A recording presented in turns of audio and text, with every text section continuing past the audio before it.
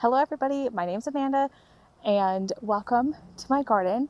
Today we are going to prune up some of this jungle because I plant so intensely and ignore seed packet spacing essentially. I do have to keep up on pruning to help mitigate disease.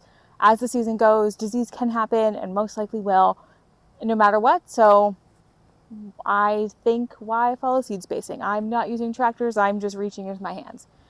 And hopefully, if I get this all pruned up, then tomorrow I'll be able to harvest things like my that I'll be able to harvest things like my garlic here that's ready to go, and I have some peppers that are ready to be harvested as well.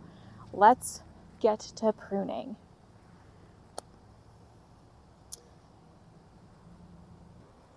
First thing on the list to prune is this jungle of tomatoes.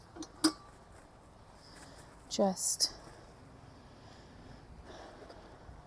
grabbing some tools. I have a stool and I have gloves and some clear plastic tomato clips or plant clips because I use them for more than just tomatoes. And I have pruners. I don't remember if I said that. I do like to wear gloves and long sleeves when I'm doing most things in the garden because the plants can make me itchy, and if I'm out here in the sun, I'm really pale and need some protection.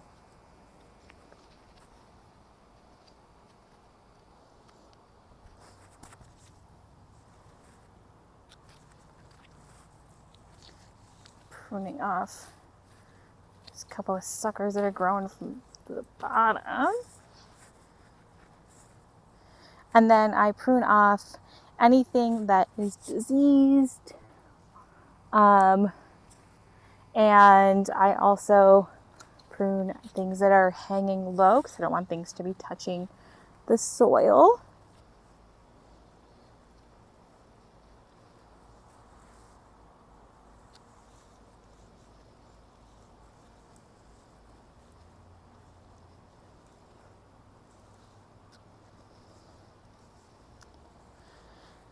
These tomatoes are Cusco paste tomatoes. So tomatoes have branches that are just leaves and then branches that have the fruit on them. So I only trim, because these are determinate plants, I only trim leaves if I can at all help it. Sometimes I have to sacrifice some fruit to keep things flowing, and then I don't trim off all the leaves because the plant does need leaves.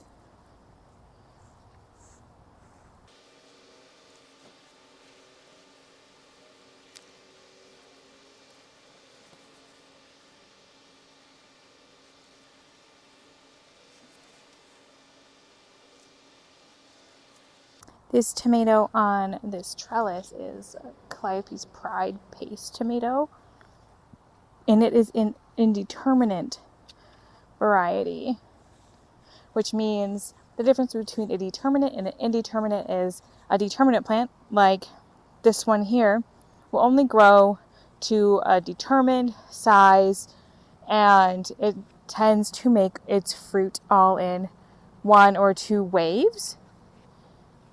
And an indeterminate will just keep growing until your season kills it off.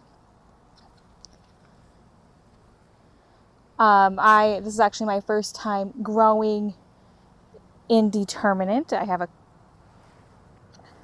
4 indeterminate plants. I tend to do the paste.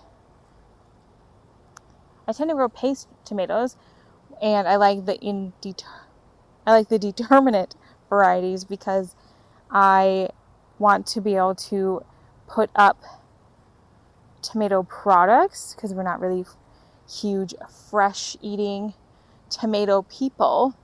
So I do want my tomatoes to come in kind of as close to all at the same time as I can. And the easiest way for that to happen is if I do determinate varieties.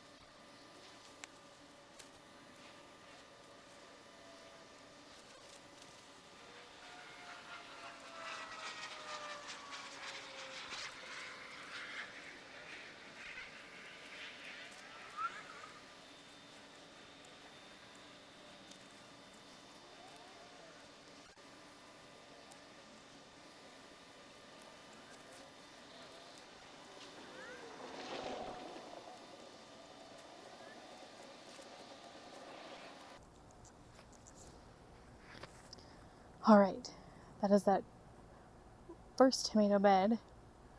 Much tidier. I promise it's tidier. I do have to water, so things do still look sad.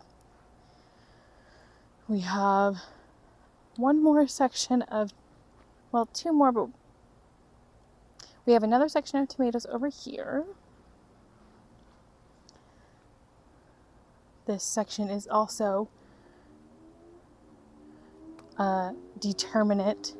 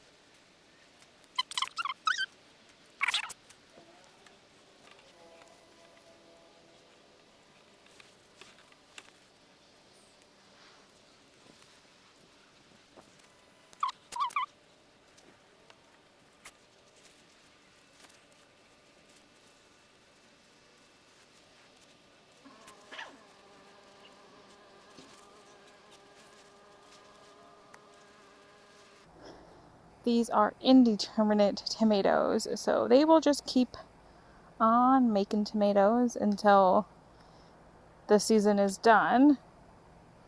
Basically until first frost, which for me is usually sometime September, October. But it can happen sooner, or I could just get tired of them and rip them out, or they could have disease and I could rip them out for that. Some people do their indeterminate where they focus on one main lead, but I am not doing that. I am just kind of treating them like I do determinate tomatoes, how I just prune off leaf only branches or things that are looking rough to help mitigate disease.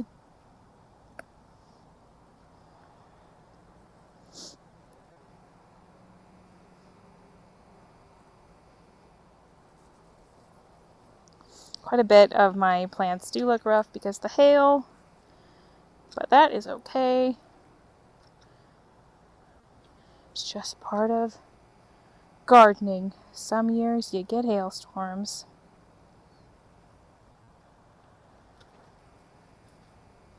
See, like this one is pretty sad looking, so it's gotta go.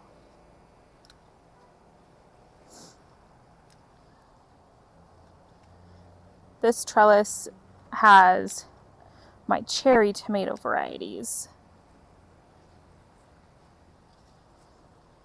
Doing citrine, which is a one on the end, and then this one here is a sun gold. This is actually my first year growing cherry tomatoes because we're not a huge fresh tomato family. So it wasn't something I focused on before. Like I said before, I am primarily growing tomatoes and produce in general to be able to put up food for my family. Preserve it, canning, freeze it, however, dehydrating, whatever is appropriate. And so I focused mostly the years before on paste tomatoes so I can make tomato products. But a lot of people say that it could just be the variety of tomato that you've tried for why you don't really enjoy it as a fresh tomato. So I figured I would try some and see if we like them. Okay, that is that trellis trimmed up.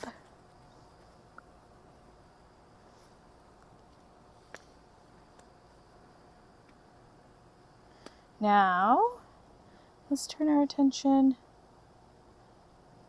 to some of these pumpkins.